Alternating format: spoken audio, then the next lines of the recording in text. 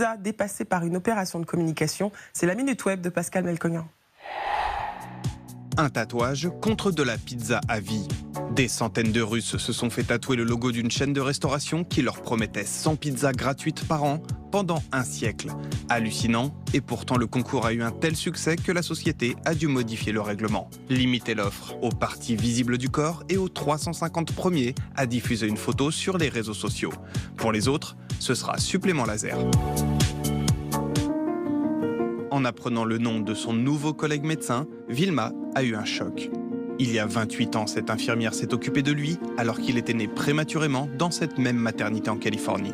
La photo d'époque, prise en 1990, a été fournie par les parents de Brandon qui se souviennent très bien de la soignante. Une caméra cachée dans un radio-réveil. C'est un couple de Britanniques en vacances à Toronto qui a fait cette découverte inquiétante dans un appartement loué sur Airbnb. Sur Internet, le jeune homme raconte qu'il a été intrigué par un câble relié à l'appareil. Le couple a prévenu le site de réservation qui leur a payé une nuit d'hôtel et a retiré l'annonce de sa plateforme. Une enquête pour voyeurisme a été ouverte par la police.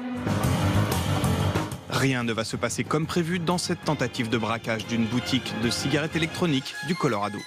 D'abord, le malfrat fait tomber son arme, puis trébuche sur la vitrine avant de prendre la fuite, sans argent et sans pantalon. Autant de maladresse pourrait éveiller les soupçons, mais la scène a bien eu lieu. Les autorités diffusent cette vidéo de caméra surveillance dans l'espoir d'identifier ce terrible cambrioleur.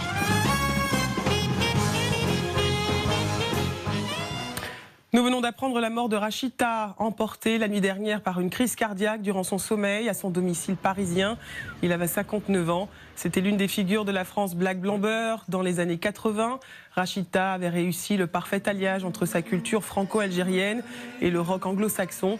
Leader du mythique groupe Carte de séjour, il avait repris avec un soupçon de provocation la chanson Douce France de Charles Trenet.